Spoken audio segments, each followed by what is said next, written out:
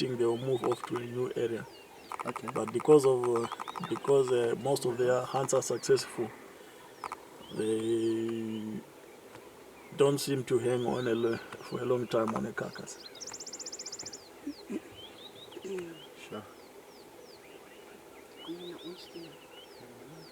And what's their preferred diet?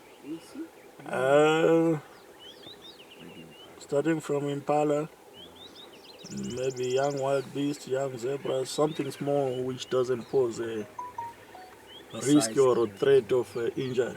Okay. Yeah. Because they're small.